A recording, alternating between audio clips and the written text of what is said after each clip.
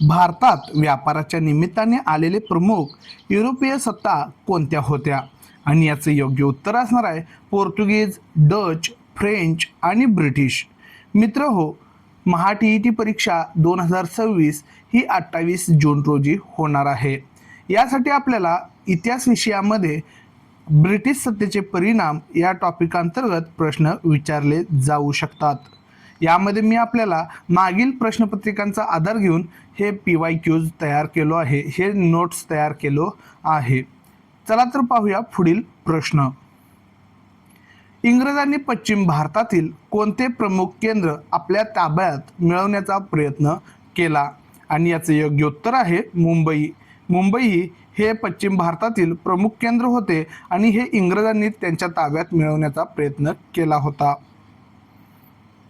माधवराव पेशवे यांच्या मृत्यूनंतर कोणी पेशवेपदाच्या लालसेपोटी इंग्रजांची मदत मागितली? आणि याचे योग्य उत्तर असणार आहे रघुनाथराव. पेशवेपदाच्या लालसेपोटी इंग्रजांची मदत माधवराव पेशवे यांच्या मृत्यूनंतर रघुनाथराव यांनी मागितली होती. पुढचा प्रश्न पाहूयात. 1774 ते 1818 या दरम्यान इंग्रज आणि मराठे यांच्यात एकूण किती युद्ध झाली? आणि याचे योग्य उत्तर असणार आहे 3 युद्ध. 1774 ते 1818 या दरम्यान इंग्रज आणि मराठे यांच्यात एकूण 3 युद्धे झाली होती. कोणत्या तहाने पहिले इंग्रज मराठा युद्ध संपले? आणि याचे योग्य उत्तर असणार आहे 1782चा सालबाईचा तह. बघा, 1782 साली झालेल्या सालबाईच्या तहानुसार पहिले इंग्रज मराठा युद्ध संपले होते. पुढचा प्रश्न आहे तैनाती फौज ही पद्धत कोणी सुरू केली? आणि याचे योग्य उत्तर असणार आहे लॉर्ड वेलस्ली. 1798 मध्ये लॉर्ड वेलस्ली यांनी तैनाती फौज ही पद्धत सुरू केली होती. तैनाती फौजेच्या कराराद्वारे भारतीय सत्ताधीशांना कशाचे आश्वासन देण्यात आले? आणि याचे योग्य उत्तर असणार आहे इंग्रजांच्या लष्करी मदतीचे. तैनाती फौजेच्या करारानुसार भारतीय सत्ताधीशांना इंग्रजांच्या लष्करी मदतीचे आश्वासन देण्यात आले होते. तैनाती फौजेच्या प्रमुख अटी काय होत्या?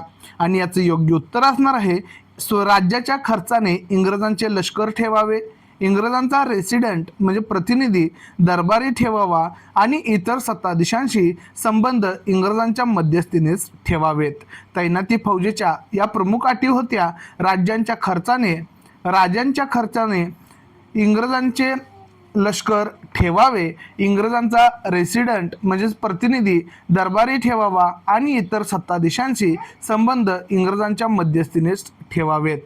पुढचा प्रश्न आहे 1802 मध्ये कोणत्या पेशव्याने इंग्रजांशी तैनाती फौजेचा करार केला? आणि याचे योग्य उत्तर असणार आहे दुसऱ्या बाजीराव पेशव्याने. 1802 मध्ये दुसऱ्या बाजीराव पेशव्याने इंग्रजांशी तैनाती फौजेचा करार केला होता.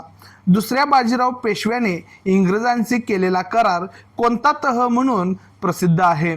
बघा, आता दुसऱ्या बाजीराव पेशव्याने इंग्रजांशी केलेला तह हा वसईचा तह म्हणून प्रसिद्ध आहे. मित्र हो, हाच प्रश्न आपल्याला TET 2013च्या पेपर 2 मध्ये पाहायला मिळतो. फक्त प्रश्न असा होता वसईचा तह कोणात झाला? आता वसईचा तह हा योग्य उत्तर असणार आहे दुसरा बाजीराव पेशवे आणि इंग्रज यांच्यात झाला. हा प्रश्न TET 2013 साली आलेला होता. पुढच्या प्रश्नाकडे वळूयात. दुसऱ्या बाजीराव पेशव्याने इंग्रजांसमोर आपली शरणागती कोणत्या वर्षी पत्करली? आणि याचे योग्य उत्तर असणार आहे 1818 मध्ये. दुसऱ्या बाजीराव पेशव्याने इंग्रजांसमोर शरणागती 1818 मध्ये पत्करली होती. पुढचा प्रश्न आहे मुघल बादशाला ताब्यात घेऊन हिंदुस्थान कोणी जिंकला? आणि याचे योग्य उत्तर आहे जनरल लेक. बघा, मुघल बादशाला ताब्यात घेऊन हिंदुस्थान जनरल लेकने जिंकला होता. दौलतराव शिंदे यांच्या फौजेचा पराभव त्याने केला होता. मुघल बादशाला त्यावेळी त्याने ताब्यात घेतलं होतं. पुढचा प्रश्न आहे इंग्रजांनी सातारचे छत्रपती प्रतापसिंह यांच्या मदतीसाठी कोणत्या अधिकाऱ्याची नेमणूक केली होती? आणि याचे योग्य उत्तर आहे ग्रँड डफ. बघा, सातारचे छत्रपती प्रतापसिंह यांच्या मदतीसाठी ग्रँड डफ या अधिकाऱ्याची नेमणूक इंग्रजांनी केली होती. छत्रपती प्रतापसिंह यांचे कारभारी कोण होते ज्यांनी अन्यायाविरुद्ध दाद मागण्यासाठी इंग्लंड पर्यंत प्रवास केला? आणि याचं योग्य उत्तर आहे रंगो बापूजी गुप्ते. बघा, प्रतापसिंह राजे किंवा छत्रपती प्रतापसिंह यांचे जे कारभारी होते रंगो बापूजी गुप्ते यांनी अन्यायाविरुद्ध दाद मागण्यासाठी इंग्लंड पर्यंत प्रवास केला होता. पुढचा प्रश्न आहे, छत्रपती प्रतापसिंह यांचा मृत्यू कोणत्या वर्षी आणि कोठे झाला? आणि याचं योग्य उत्तर आहे 1847 मध्ये काशी येथे. छत्रपती प्रतापसिंह यांचा मृत्यू 1847 मध्ये काशी येथे झाला होता. पुढचा प्रश्न आहे, लॉर्ड डलहौसीने दत्तक विधान नामंजूर करून 1848 मध्ये कोणते राज्य खालसा केले? आणि याचं योग्य उत्तर आहे सातारचे राज्य. 1848 मध्ये सातारचे राज्य दत्तक विधान नामंजूर करून लॉर्ड डलहौसीने खालसा केले होते.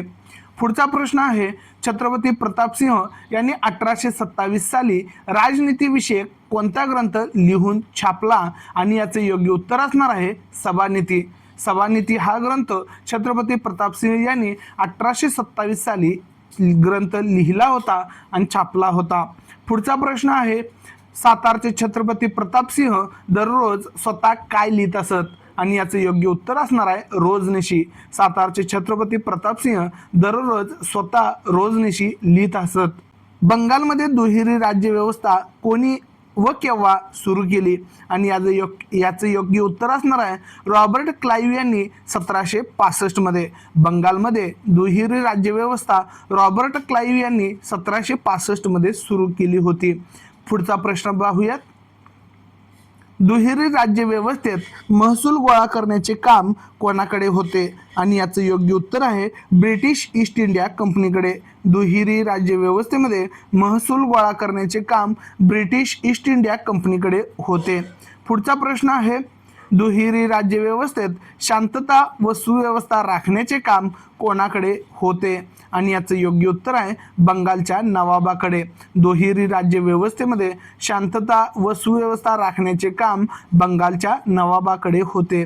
पुढचा प्रश्न आहे, 1773च्या रेग्युलेटिंग ॲक्टनुसार बंगालच्या गव्हर्नरला कोणता हुद्दा देण्यात आला? आणि याचं योग्य उत्तर आहे गव्हर्नर जनरल. 1773च्या रेग्युलेटिंग ॲक्टनुसार बंगालच्या गव्हर्नरला गव्हर्नर जनरल हा हुद्दा देण्यात आला होता. पुढचा प्रश्न आहे, रेग्युलेटिंग ॲक्टनुसार भारताचा पहिला गव्हर्नर जनरल कोण झाला? आणि याचं योग्य उत्तर आहे लॉर्ड वॉरन हेस्टिंग्ज. रेग्युलेटिंग ॲक्टनुसार भारताचा पहिला गव्हर्नर जनरल हा लॉर्ड वॉरन हेस्टिंग्ज झाला होता. पुढचा प्रश्न आहे, कंपनीच्या भारतातील राज्यकारभारावर पार्लमेंटचे नियंत्रण ठेवण्यासाठी कोणता कायदा मंजूर झाला? आणि याचं योग्य उत्तर आहे 1784चा पीठचा भारतविषयक कायदा. कंपनीच्या भारतातील राज्यकारभारावर पार्लमेंटचे नियंत्रण ठेवण्यासाठी 1784चा पीठचा भारतविषयक कायदा मंजूर करण्यात आला होता. पुढचा प्रश्न आहे, पीठच्या कायद्यानुसार कंपनीला आदेश देण्यासाठी कोणते मंडळ स्थापन करण्यात आले? आणि याचं योग्य उत्तर आहे नियामक मंडळ, बोर्ड ऑफ कंट्रोल. पीठच्या कायद्यानुसार कंपनीला आदेश देण्यासाठी नियामक मंडळ स्थापन करण्यात आले होते. पुढचा प्रश्न आहे, इंग्रजांच्या भारतात इंग्रजी सत्तेची मुळे घट्ट करण्यासाठी मुलकी नोकरशाहीची निर्मिती कोणी केली? आणि याचं योग्य उत्तर आहे लॉर्ड कॉर्नवॉलिस यांनी. भारतात मुलकी नोकरशाहीची निर्मिती लॉर्ड कॉर्नवॉलिस यांनी केली होती. पुढचा प्रश्न आहे, लॉर्ड कॉर्नवॉलिस यांनी प्रशासनाच्या सोयीसाठी प्रदेशांची विभागणी कोणत्या घटकात केली? आणि याचं योग्य उत्तर आहे जिल्हावार विभागणी. लॉर्ड कॉर्नवॉलिस यांनी प्रशासनाच्या सोयीसाठी प्रदेशाची विभागणी ही जिल्हावार विभागणी केली होती. पुढचा प्रश्न आहे, जिल्हा प्रशासनाचा प्रमुख कोण असे? आणि याचं योग्य उत्तर आहे जिल्हा अधिकारी, कलेक्टर. जिल्हा प्रशासनाचा प्रमुख जिल्हा अधिकारी असायचे. पुढचा प्रश्न आहे, जिल्हा अधिकाऱ्यांची प्रमुख जबाबदारी कोणती होती? आणि याचं योग्य उत्तर असणार आहे महसूल गोळा करणे, न्याय देणे आणि शांतता व सुव्यवस्था राखणे. बघा, जिल्हाधिकाऱ्यांची प्रमुख जबाबदारी ही महसूल गोळा करणे, न्याय देणे आणि शांतता व सुव्यवस्था राखणे होती. पुढचा प्रश्न आहे, अधिकाऱ्यांची भरती करण्यासाठी कोणती स्पर्धात्मक परीक्षा घेतली जाऊ लागली? आणि याचं योग्य उत्तर आहे ICS, इंडियन सिव्हिल सर्व्हिसेस. बघा, अधिकाऱ्यांची भरती करण्यासाठी इंडियन सिव्हिल सर्व्हिसेस ही स्पर्धात्मक परीक्षा घेतली जाऊ लागली. पुढचा प्रश्न आहे, इंग्रजांच्या भारतातील प्रशासनाचे प्रमुख आधारस्तंभ कोणते होते? आणि याचं योग्य उत्तर आहे मुलकी नोकरशाही, लष्कर, पोलीस दल आणि न्यायसंस्था. इंग्रजांच्या भारतातील प्रशासनाचे प्रमुख आधारस्तंभ हे मुलकी नोकरशाही, लष्कर, पोलीस दल आणि न्यायसंस्था होती. पुढचा प्रश्न आहे, इंग्रजांच्या ताब्यातील प्रदेशाचे संरक्षण करणे आणि उठाव मोडून काढणे हे कोणाचे काम होते? आणि याचे योग्य उत्तर आहे लष्कराचे. इंग्रजांच्या ताब्यातील प्रदेशांचे संरक्षण करणे आणि उठाव मोडून काढणे हे लष्कराचे काम होते. पुढचा प्रश्न आहे, देशात कायदा व सुव्यवस्था राखणे ही जबाबदारी कोणाची होती? आणि याचे योग्य उत्तर आहे पोलीस दलाची. देशात कायदा व सुव्यवस्था राखणे ही जबाबदारी पोलीस दलाची होती. पुढचा प्रश्न आहे, इंग्रजांनी भारतात कोणत्या धर्तीवर नवी न्यायव्यवस्था स्थापन केली? आणि याचे योग्य उत्तर आहे इंग्लंडमधील न्यायव्यवस्थेच्या धर्तीवर. इंग्रजांनी भारतामध्ये इंग्लंडमधील न्यायव्यवस्थेच्या धर्तीवर न्यायव्यवस्था स्थापन केली. पुढचा प्रश्न आहे, मुलकी खटल्यांसाठी आणि फौजदारी खटल्यांसाठी कोणती स्वतंत्र न्यायालये स्थापन केली गेली? आणि याचं योग्य उत्तर आहे दिवाणी न्यायालय आणि फौजदारी न्यायालय. मुलकी खटल्यांसाठी, फौजदारी खटल्यांसाठी दिवाणी न्यायालय आणि फौजदारी न्यायालय अशी 2 न्यायालये स्थापन करण्यात आली होती. पुढचा प्रश्न आहे, कोणाच्या नेतृत्वाखाली स्थापन करण्यात आलेल्या विधी समितीने कायद्याची संहिता तयार केली? आणि याचं योग्य उत्तर आहे लॉर्ड मेकॉले. लॉर्ड मेकॉले यांच्या नेतृत्वाखाली विधी समितीने कायद्याची संहिता तयार केली. पुढचा प्रश्न आहे, कायद्यापुढे सर्व समान हे तत्व भारतात कोणी रूढ केले? आणि याचं योग्य उत्तर असणार आहे इंग्रजांनी. कायद्यासमोर सर्व समान हे तत्व इंग्रजांनी भारतात रूढ केले. पुढचा प्रश्न आहे, इंग्रजांनी शेतसाऱ्याची आकारणी कशाच्या आधारे निश्चित केली? आणि याचं योग्य उत्तर आहे जमिनीची मोजणी करून, जमिनीच्या क्षेत्रानुसार. इंग्रजांनी शेतसाऱ्याची आकारणी ही जमिनीची मोजणी करून जमिनीच्या क्षेत्रानुसार निश्चित केलेली होती. आता यावरच आधारित TET 2013ला पेपर 2ला प्रश्न होता. बघा, पूर्वी ब्रिटिश सरकारच्या उत्पन्नाचे साधन काय होते? TET 2013च्या पेपर 2ला हा प्रश्न आला होता आणि याचं योग्य उत्तर आहे शेतसारा. पूर्वी ब्रिटिश सरकारच्या उत्पन्नाचे साधन शेतसारा हे होते. TET 2013च्या पेपर 2ला हा प्रश्न पडला होता. पुढचा प्रश्न आहे, इंग्रजांच्या काळात शेतसारा वेळेत न भरल्यास शेतकऱ्यांवर कोणती कारवाई केली जाई? आणि याचं योग्य उत्तर आहे शेतकऱ्यांची जमीन जप्त केली जाई. इंग्रजांच्या काळात शेतसारा वेळेवर न भरल्यास शेतकऱ्यांवर त्यांची जमीन जप्त करण्याची कारवाई केली जात असे. पुढचा प्रश्न आहे, इंग्रजी अंमलापूर्वी शेतसारा प्रामुख्याने कोणत्या स्वरूपात घेतला जात असे? आणि याचं योग्य उत्तर आहे धान्याच्या स्वरूपात. इंग्रजी अंमलापूर्वी शेतसारा हा प्रामुख्याने धान्याच्या स्वरूपात घेतला जात असे. पुढचा प्रश्न आहे, नव्या जमीन महसूल व्यवस्थेमुळे शेतकरी कर्जबाजारी का झाले? आणि याचं योग्य उत्तर असणार आहे शेतसारा भरण्यासाठी सावकाराकडे जमीन गहाण टाकून कर्ज घ्यावे लागल्यामुळे. बघा, नवीन जमीन महसूल व्यवस्थेमुळे शेतकरी कर्जबाजारी झाले, कारण शेतसारा भरण्यासाठी सावकाराकडे जमीन गहाण टाकून कर्ज घ्यावे लागले होते. पुढचा प्रश्न आहे, कापूस, नीळ, तंबाखू, चहा यासारख्या नगदी पिकांना इंग्रज सरकार उत्तेजन देऊ लागले, या प्रक्रियेला काय म्हणतात? आणि याचे योग्य उत्तर आहे शेतीचे व्यापारीकरण. कापूस, नीळ, तंबाखू, चहा यासारख्या नगदी पिकांना इंग्रज सरकार उत्तेजन देत असायचे आणि याला शेतीचे व्यापारीकरण असे म्हटले जाते. पुढचा प्रश्न आहे, अन्नधान्याच्या लागवडीपेक्षा नफा मिळवून देणारी नगदी पिके घेण्यावर जो भर दिला गेला त्याला काय म्हणतात? तर याला शेतीचे व्यापारीकरण म्हणतात. अन्नधान्यापेक्षा म्हणजे अन्नधान्याच्या लागवडीपेक्षा नफा मिळवून देणारी नगदी पिके घेण्यावर भर देण्यात आला होता आणि त्याला शेतीचे व्यापारीकरण म्हटलं जातं. पुढचा प्रश्न आहे, इंग्रजांच्या काळात कोणाकडून शेतकऱ्यांचे शोषण होत असे आणि याचं योग्य उत्तर आहे सरकार, जमीनदार, सावकार आणि व्यापारी. बघा, इंग्रजांच्या काळामध्ये कोणाकडून शेतकऱ्यांचे शोषण होत असे तर सावकार, जमीनदार, व्यापारी आणि सरकार यांच्याकडून. इंग्लंडमधील औद्योगिक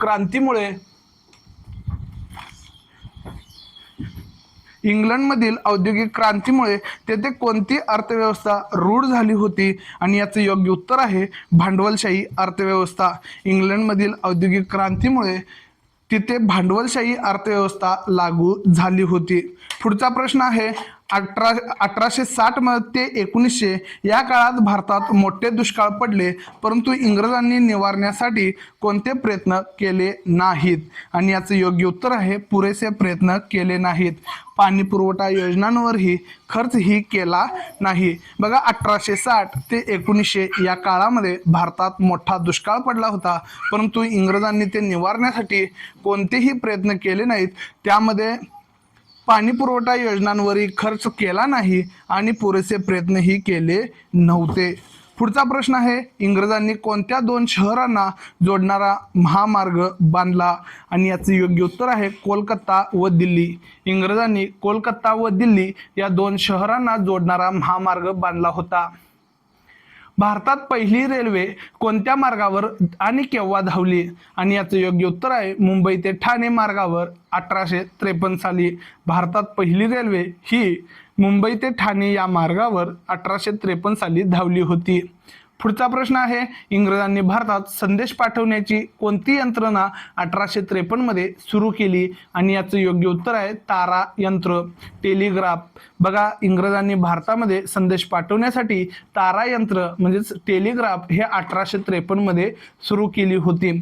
पुढचा प्रश्न आहे, इंग्रजांनी सुरू केलेल्या कोणत्या व्यवस्थेमुळे देशाचा विविध भागातील लोकांचा संपर्क वाढला आणि याचं योग्य उत्तर आहे टपाल व्यवस्था आणि रेल्वे. इंग्रजांनी सुरू केलेल्या व्यवस्थेमुळे देशाच्या विविध भागातील लोकांचा संपर्क वाढलेला आहे आणि त्यामध्ये टपाल व्यवस्था आणि रेल्वे हे दोन लोकांचे संपर्क वाढवण्याची साधने होती. पुढचा प्रश्न आहे, भारतातील पारंपरिक आणि जुने उद्योगधंदे बंद पडण्याचे मुख्य कारण काय होते आणि याचे योग्य उत्तर आहे इंग्लंडमधील यंत्रावर तयार झालेला स्वस्त माल आणि भारतातून इंग्लंडला जाणाऱ्या मालावर लादलेला प्रचंड कर.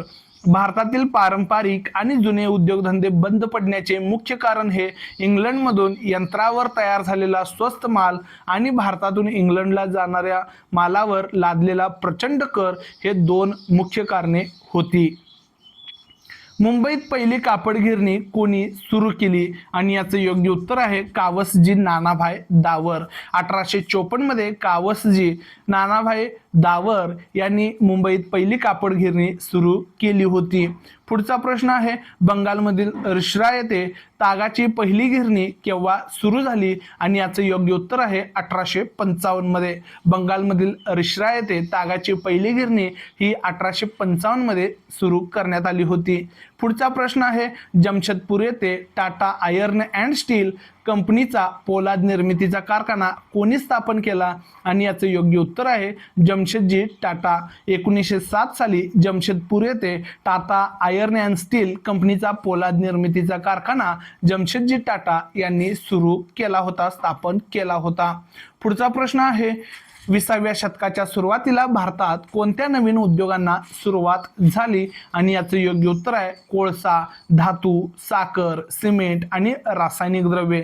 20व्या शतकाच्या सुरुवातीला भारतामध्ये नवीन उद्योगांना सुरुवात झाली होती. त्यामध्ये कोळसा, धातू, साखर, सिमेंट आणि रासायनिक द्रव्ये अशा उद्योगांची सुरुवात झाली होती. पुढचा प्रश्न आहे, 19व्या शतकात युरोपमध्ये कोणती नवीन मूल्ये रूढ झाली होती आणि याचं योग्य उत्तर आहे मानवतावाद, बुद्धिवाद, लोकशाही, राष्ट्रवाद आणि उदारमतवाद. 19व्या शतकाच्या किंवा शतकात युरोपमध्ये नवीन मूल्य रूढ झाली होती. त्यामध्ये मानवतावाद, बुद्धिवाद, लोकशाही, राष्ट्रवाद आणि उदारमतवाद अशी मूल्ये रूढ झाली होती. पुढचा प्रश्न आहे, इंग्रजांनी भारतीय परंपरा, इतिहास आणि साहित्याचा अभ्यास का सुरू केला? आणि याचं योग्य उत्तर आहे, त्यांना प्रशासन चालवण्यासाठी भारतीय समाजाची ओळख करून घ्यायची होती. इंग्रजांनी भारतीय परंपरा, इतिहास आणि साहित्याचा अभ्यास सुरू केला कारण त्यांना प्रशासन चालवण्यासाठी भारतीय समाजाची ओळख करून घ्यायची होती. हे लक्षात ठेवण्यासारखे मुद्दे आहेत. यावर आपल्याला जोड्या लावा या टाईपचे प्रश्न विचारले जाऊ शकतात. 1853 मध्ये मुंबई ठाणे रेल्वे आणि तारा यंत्राची सुरुवात झाली होती टेलिग्राफची. तर 1854 मध्ये पहिली कापड गिरणी मुंबई येथे स्थापन करण्यात आली होती. 1855 मध्ये पहिली ताग गिरणी रिश्रा बंगाल येथे स्थापन करण्यात आली होती. तर 1907 मध्ये टाटा पोलाद कारखाना जमशेदपूर येथे चालू करण्यात आला होता. पुढचा प्रश्न आहे, 1784 मध्ये कोलकाता येथे आशियाटिक सोसायटी ऑफ बंगाल ची स्थापना किंवा ही संस्था कोणी स्थापन केली? आणि याचं उत्तर आहे सर विल्यम जोन्स. 1884 साली कोलकाता येथे आशियाटिक सोसायटी ऑफ बंगाल ही संस्था सर विल्यम जोन्स यांनी स्थापन केली होती. पुढचा प्रश्न आहे, भारतीय धर्म, भाषा आणि इतिहासाचा गाढा अभ्यास करणारे जर्मन विचारवंत कोण होता? आणि याचं योग्य उत्तर आहे मॅक्स म्युलर. बघा, भारतीय धर्म, भाषा आणि इतिहासाचा गाढा अभ्यास करणारा जर्मन विचारवंत हा मॅक्स म्युलर होता. पुढचा प्रश्न आहे, लॉर्ड बेंटिंगने सतीबंदीचा कायदा कोणत्या वर्षी केला? आणि याचं योग्य उत्तर असणार आहे 1829 मध्ये. लॉर्ड बेंटिंगने सतीबंदीचा कायदा हा 1829 मध्ये केला होता. पुढचा प्रश्न आहे, विधवा विवाहाला मान्यता देणारा कायदा 1856 मध्ये कोणी केला? आणि याचं योग्य उत्तर आहे लॉर्ड डलहौसी. विधवा विवाहाला मान्यता देणारा कायदा 1856 मध्ये लॉर्ड डलहौसी यांनी केला होता. पुढचा प्रश्न आहे, भारतात इंग्रजी शिक्षणाची सुरुवात कोणाच्या शिफारशीनुसार झाली? आणि याचं योग्य उत्तर आहे लॉर्ड मेकॉले. 1835 मध्ये भारतात इंग्रजी शिक्षणाची सुरुवात झाली होती आणि ती लॉर्ड मेकॉले यांच्या शिफारशीनुसार झाली होती. पुढचा प्रश्न आहे, 1857 साली भारतातील कोणत्या 3 प्रमुख शहरात विद्यापीठांची स्थापना करण्यात आली? आणि याचं योग्य उत्तर आहे कोलकाता, मुंबई आणि मद्रास म्हणजेच आजचं चेन्नई. 1857 साली भारतातील 3 प्रमुख शहरामध्ये विद्यापीठांची स्थापना करण्यात आली होती. त्यामध्ये कोलकाता, मुंबई आणि मद्रास ही 3 शहरं होती, जे आजचं चेन्नई म्हणून ओळखलं जातं. पुढचा प्रश्न आहे, पाश्चात्य शिक्षण घेतलेल्या मध्यम वर्गाने भारतात कशाचे नेतृत्व केले? आणि याचं योग्य उत्तर आहे सामाजिक प्रबोधनाच्या चळवळीचे. पाश्चात्य शिक्षण घेतलेल्या मध्यम वर्गाने भारतात सामाजिक प्रबोधनाच्या चळवळीचे नेतृत्व केले. पुढचा प्रश्न आहे, 1802 मध्ये कोणत्या पेशव्याने इंग्रजांशी तैनाती फौजेचा करार केला? आणि याचं योग्य उत्तर असणार आहे दुसरा बाजीराव पेशवे. 1802 मध्ये तैनाती फौजेचा करार दुसरा बाजीराव पेशव्याने केला होता. जमशेदजी टाटा यांनी टाटा आयर्न अँड स्टील कंपनीचा पोलाद कारखाना कोठे स्थापन केला? आणि याचं योग्य उत्तर आहे जमशेदपूर येथे. जमशेदजी टाटा यांनी टाटा आयर्न अँड स्टील कंपनीचा पोलाद कारखाना जमशेदपूर येथे स्थापन केलेला होता. लॉर्ड कॉर्नवालिसने भारताच्या प्रशासनाच्या सोयीसाठी कोणती व्यवस्था निर्माण केली? आणि याचं योग्य उत्तर आहे मुलकी नोकरशाही. लॉर्ड कॉर्नवालिस याने प्रशासनाच्या सोयीसाठी मुलकी नोकरशाही निर्माण केली होती. पुढचा प्रश्न आहे, ब्रिटिश काळात भारतीय शेतकरी कर्जबाजारी का झाले? आणि याचं योग्य उत्तर आहे अवास्तव शेतसारा, तो रोख रकमेत भरण्याची सक्ती आणि पीक आले नाही तरी सवलत न मिळणे यामुळे ब्रिटिश काळामध्ये भारतीय शेतकरी कर्जबाजारी झाले. कारण अवास्तव शेतसारा, तो रोख रकमेत भरण्याची सक्ती आणि पीक आले नाही तरीही सवलत न मिळणे यामुळे ते कर्जबाजारी झाले. आणि दुसरं मुख्य कारण, शेतसारा भरण्यासाठी सावकाराकडून कर्ज घ्यावे लागले होते, म्हणून ते शेती गहाण ठेवून कर्ज घेतले होते, म्हणून ते कर्जबाजारी झाले होते. मित्रो, हा व्हिडिओ इथं संपलेला आहे. असेच व्हिडिओ पाहण्यासाठी सबस्क्राईब करायला विसरू नका. ही माहिती जर तुम्हाला आवडली असेल, योग्य वाटली असेल तर नक्की लाईक करा आणि आपल्या TET परीक्षेची तयारी करणाऱ्या मित्रांसोबत शेअर करा.